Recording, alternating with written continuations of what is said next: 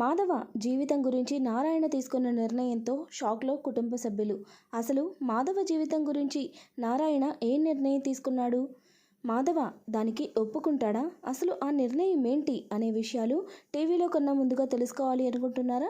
అయితే వెంటనే ఛానల్ని సబ్స్క్రైబ్ చేసి పక్కనే ఉన్న బెల్ ఐకాన్పై ట్యాప్ చేయండి. అప్పుడే మేము పెట్టే ప్రతి వీడియో కూడా నోటిఫికేషన్ రూపంలో మీ వరకు వస్తుంది. వీడియోని లైక్ చేయడం, మీ ఫ్రెండ్స్ అండ్ ఫ్యామిలీ మెంబర్స్తో షేర్ చేసుకోవడం మాత్రం మర్చిపోవద్దండి. మీరిచ్చే ఒక్క లైక్ మాకెంతో సపోర్ట్ ఇంకా ఎంకరేజ్మెంట్గా ఉంటుంది. నారాయణ అయితే మాధవ గురించి చాలా బాధపడుతూ ఉంటాడు. ఎంత వెతికినా మాధవ కనపడకపోవడంతో ఎప్పుడు ఏం చేయాలో ఏంటో అని చెప్పి ఇంట్లో అంతా కూడా టెన్షన్ పడుతూ ఉంటారు. అప్పుడే చక్రి మాధవని తీసుకొని ఇంటికి వస్తాడు. మాధవ బన్సీ వాళ్ళ ఇంట్లో ఉన్నాడని జరిగిందంతా తెలిసి మహాలక్ష్మి, నారాయణ ఇంట్లో వాళ్ళందరూ కూడా చాలా బాధపడతారు. నారాయణ అయితే తన మనసులో ఉన్న బాధనంతా కూడా మాధవ ముందు బయటపెడతాడు. మాధవ అలా వెళ్ళిపోవడం నారాయణ గుండెలు ముక్కలైపోతాయి. నారాయణ అయితే అంతలా బాధపడ్డం ఇంట్లో వాళ్ళందరూ చూసి ఓర్చుకోలేకపోతారు. మాధవ తనకు పెద్ద కొడుకు అని, తన జీవితం అని నారాయణ చెప్పడంతో మాధవ కూడా చాలా బాధపడతాడు. ఇక నారాయణ అయితే నలుగురు సిద్ధాంతుల్ని పిలిచి మరీ మాధవ జాతకాన్ని చూపిస్తాడు. ఒకరి తర్వాత ఒకరు వచ్చిన ప్రతి ఒక్కరూ కూడా తనకు పెద్దలు మొక్కిన మొక్కు మర్చిపోవడం వల్ల ఇలా జరుగుతుందని, తన జాతకం బ్రహ్మాండంగా ఉందని చెప్పడంతో నారాయణ అయితే ఒక్కసారిగా షాక్ అయిపోతాడు.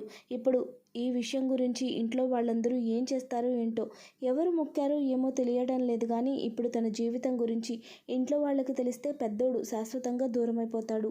వాడి జీవితానికి అసలు రాకూడదన్న సమస్యలన్నీ కూడా వస్తాయి. ఇప్పుడు వాడు మాకు దూరం అయిపోతే ఒక్కరోజుకే మేము ఇంత అల్లాడిపోయాం, ఇక శాశ్వతంగా వాడు మాతో ఉండడు అంటే ఆ తర్వాత మా పరిస్థితి ఏంటి అని చెప్పి నారాయణ అయితే ఆ నిజాన్ని తలుచుకొని భయపడిపోతూ ఉంటాడు. నారాయణలో వచ్చిన మార్పుని గమనించిన మహాలక్ష్మి, ఎందుకంత టెన్షన్ పడుతున్నారు?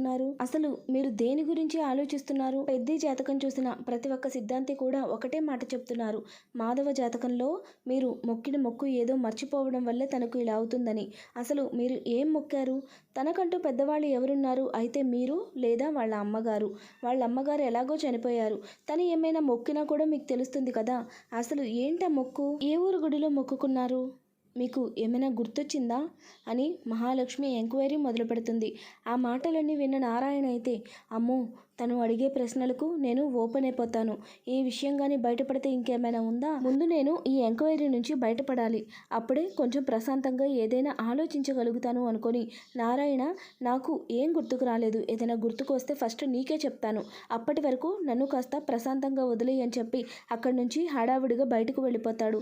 ఇక నారాయణ ముఖంలో టెన్షను, తన మాటల్లో తడబాటు అంతా గమనించిన మహాలక్ష్మి అయితే, ఈ పెద్ద మనిషి ఏదో విషయాన్ని దాచిపెడుతున్నాడు, ఖచ్చితంగా దాన్ని నేను కనిపెడతాను. మాధవ జాతకం వెనకాల ఉన్నటువంటి దోషాన్ని నేను తొలగిస్తాను. తర్వాత మాధవకి పెళ్లి జరిపిస్తాను అని చెప్పి మహాలక్ష్మి తనలో తనే నిర్ణయించుకుంటుంది. ఇక చక్రి, కేశవ, కన్నా ముగ్గురు కూడా మాధవ ఇంటికి వచ్చేయడంతో చాలా సంతోషంగా ఉంటారు. అన్నయ్య, ఇంకెప్పుడు కూడా నువ్వు ఇలాంటి పని చేయొద్దు. సిద్ధాంతి గారు చెప్పిందంతా విన్నావు కదా, ఆ మొక్కేంటి అనేది మనం కనుక్కుందాం. ఆ తర్వాత దాన్ని తీర్చేసుకుంటే ఇక ఏ సమస్య లేదు. మనమందరం కలిసి ఈ ఇంట్లోనే సంతోషంగా ఉండాలి. నువ్వుంటేనే మేము సంతోషంగా ఉండగలం. ఇంట్లో నువ్వు కూడా లేకపోతే ఇక మా జీవితాలకు అర్థం లేదు అని చెప్పి ముగ్గురు అన్నతమ్ములు కూడా మాధవని పట్టుకొని ఏడుస్తారు. ఇక మహాలక్ష్మి కూడా ఆ సీన్ చూసి చాలా బాధపడుతుంది. మాధవతో, ఇక మీరు ఈ ఇంటి నుంచి బయటకు వెళ్ళాలి అనుకుంటే ఆ తర్వాత మీ ఇష్టం, మేమెవరం కూడా ఈ ఇంట్లో ఉండం, ఎవరి దారి వాళ్ళు చూసుకుంటామని చెప్పి మాధవకి వార్నింగ్ ఇస్తుంది. ఇక మహాలక్ష్మి అలా చెప్పడంతో మాధవ కూడా సైలెంట్గా ఉండిపోతాడు. ఇంకెప్పుడు ఇలాంటి పని చేయను అని చెప్పి వాళ్ళందరికీ మాట ఇస్తాడు. ఇక ఇలా ఉండగా ఒక పక్క నారాయణ అయితే ఇప్పుడు మాధవ గురించి నిజం బయటపడకుండా ఏం చేయాలి? వాడికి ఉన్నటువంటి దోషాన్ని ఎలా తొలగించాలి? వాడి కులదేవత గుడికి తీసుకువెళ్ళి వాడి మొక్కు ఎలా తీర్చుకోవాలి? ఇప్పుడు మేము అక్కడికి వెళ్తే వాళ్ళందరి ముందు కూడా నిజం బయటపడిపోతుంది. మాధవని వాళ్ళు చూశారు అంటే నిజాన్ని కనిపెట్టేస్తారు. ఈ సమస్య నుంచి ఎలా బయటపడాలి భగవంతుడా? ఒకటి తర్వాత ఒకటి కష్టాలన్నీ కూడా నా కొడుక్కే ఎందుకు వస్తున్నాయి అని చెప్పి చాలా బాధపడతాడు. ఇక నారాయణ అయితే అలా ఆలోచనలో ఉండడం చూసిన తన అన్న అక్కడికి వచ్చి, ఏంటి పెద్దోడు ఇంటికి వచ్చేసాడంట కదా, ఇక మీద వాడిని జాగ్రత్తగా చూడు, మనసుకి బాధ కలగకుండా చూసుకో. ఇక మీద వాడు ఇంటి నుంచి బయటకు వెళ్ళాడు అంటే ఈసారి అస్సలు దొరకడు అని చెప్పి చెప్పడంతో నారాయణ అయితే చాలా కోపంగా, చూడరా, మెడలు తిరగనోడా, నీకెందుకురా నా గురించి అన్ని విషయాలు, నా కొడుకు గురించి నీకెందుకంత పట్టింపు? మర్యాదగా వచ్చిన పని చూసుకొని వెళ్ళు, నా జోలికి వచ్చావంటే అసలే తిక్కలో ఉన్నాను, ఎలా కొడతానో నాకే తెలీదు అని చెప్పి నారాయణ తన అన్నకు వార్నింగ్ ఇచ్చి అక్కడి నుంచి వచ్చేస్తాడు. ఇక రాత్రి టైంకి చాలా పొద్దుపోయిన తర్వాత ఇంటికి వచ్చిన నారాయణని చూసిన మహాలక్ష్మి, ఇప్పటిదాకా ఎక్కడ తిరిగి వస్తున్నారు? నేను ఏం అడిగినా కూడా సమాధానం చెప్పకుండా తప్పించుకు తిరుగుతున్నారు ఏంటి? అసలు మీరు నా దగ్గర ఏమైనా దాస్తున్నారా అని చెప్పి మహాలక్ష్మి అయితే నారాయణను నిలదీస్తుంది. దానికి నారాయణ, నాకు ఒకటి గుర్తొచ్చింది. వాడు చిన్న పిల్లోడుగా ఉన్నప్పుడు వాళ్ళమ్మ ఒక గుడిలో మొక్కు మొక్కింది. ఆ గుడి ఎక్కడ, ఆ ఊరెక్కడ అనేది పేరు నాకు చెప్పింది, కానీ అది నాకు ఎంత ఆలోచించినా జ్ఞాపకం రావట్లేదు. ఆ పేరు జ్ఞాపకం వచ్చాక ఖచ్చితంగా నేను మొదట నీకే చెప్తాను. నేను నీకు మాటిస్తున్నాను కదా, మాధవ మొక్కు తీర్చుకొని వాడికి మంచి సంబంధం చూసి పెళ్లి చేద్దాం. అప్పటి వరకు నువ్వు నన్ను ఈ ఎంక్వైరీలు చేయడం మానే అని చెప్పి నారాయణ గట్టిగానే మహాలక్ష్మికి చెప్తాడు.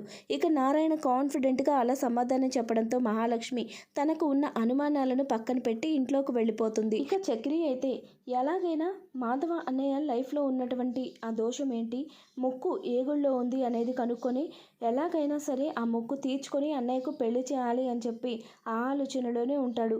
ఒకసారి ఈ విషయం గురించి నేను అత్తయ్య వాళ్ళతో కూడా మాట్లాడతాను. వాళ్ళు మంచివాళ్ళు కాకపోయినా వాళ్ళకి అన్నయ్య అంటే ఎంత ఇష్టమో మొన్న తెలిసింది కదా. ఇప్పుడు ఒక మాట అడిగితే పోయేదేముంది, అన్నయ్య జీవితం కోసమే కదా అనుకొని వాళ్ళ అత్తయ్య దగ్గరకు వెళ్తాడు. ఇక జరిగిందంతా కూడా తనకు చెప్పి మాధవ అన్నయ్యకు ఏదో చిన్నప్పుడు మొక్కుందని, ఆ మొక్కు తీర్చుకుంటేనే తన జీవితం బాగుపడుతుందని తెలియడంతో తయారు కూడా ఆలోచనలో పడుతుంది. మీరు పుట్టక ముందు మీ అన్నయ్య పుట్టినప్పుడు మా వదిన నాతో కొన్ని విషయాలు చెప్పింది, కానీ అవి నాకు అంత క్లియర్గా జ్ఞాపకం లేదు.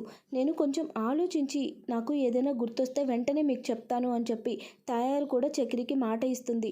ఇక చక్రి కూడా తన అన్నయ్య జాతకంలో ఏ దోషం లేదని, తన అన్నయ్యకు మంచి పెళ్లి సంబంధం చూడమని చెప్పి పెళ్ళిళ్ళ బ్రోకర్ దగ్గరికి వెళ్ళి మాట్లాడుతూ ఉంటాడు. తను చూపించిన నలుగురు సిద్ధాంతుల గురించి చెప్తాడు.